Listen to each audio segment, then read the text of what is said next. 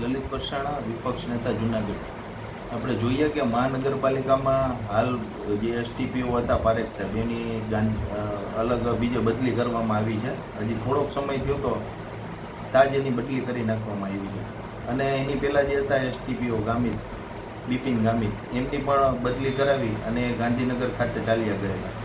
આ રીતના આપણે જોઈએ કે એની પહેલાં પણ એક નાયબ કાર્યપાલક ઇજનેર હતા, એને કાર્યપાલક ઇજનેરનો ચાર્જ આપ્યો તો એણે પણ રાજીનામું આપી દીધું. એની પહેલાં એક બે કર્મચારી જે બાંધકામના હતા એણે પણ રાજીનામું દીધું.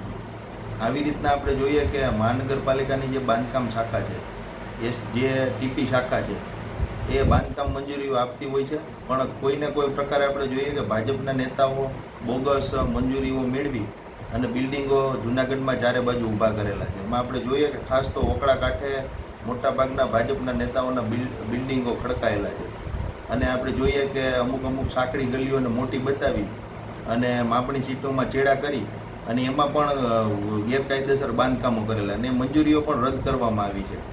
આવી રીતના આપણે જોઈએ કે ગેરકાયદેસર મંજૂરીઓનો રાફડો ફાટ્યો હતો અને એ તમામ મોટાભાગના પ્રોત્સાહન જે બીજેપીના બિલ્ડરો છે, જે ભાજપાના પદાધિકારી, અગાઉ આપણે જોઈએ કે વોકડા કાંઠે તમામ જે દબાણો હતા એ મુખ્યમંત્રીએ જાહેર મંચ ઉપરથી ટકોર કરી હતી કે ભાઈ તમામ દબાણો દૂર કરો.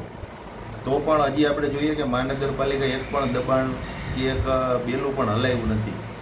કારણ કે ઉપરથી એટલું દબાણ આવે છે, આ લોકો એને એટલું ટોર્ચર કરે છે, એને હિસાબે એક પણ અધિકારી અહીં ટકતા નથી.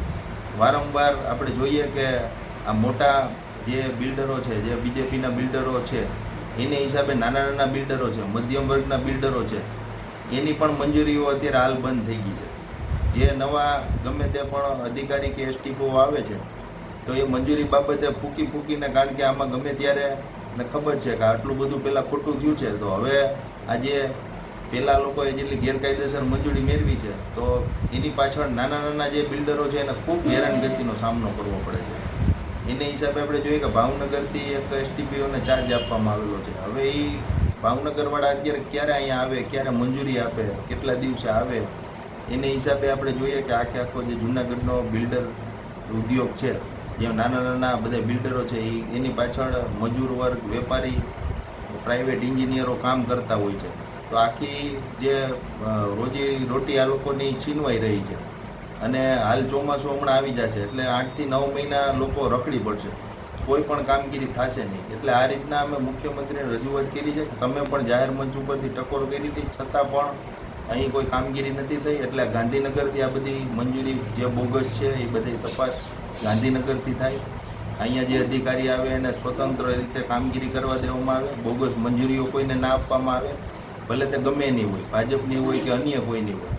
એક પણ બિલ્ડરને ગેરકાયદેસર મંજૂરી ન આપવામાં આવે. ગેરકાયદેસર જે મંજૂરી આપેલી છે એની તપાસ થાય, એના માટે મુખ્યમંત્રીને પત્ર લખી અને રજૂઆત કરેલી છે.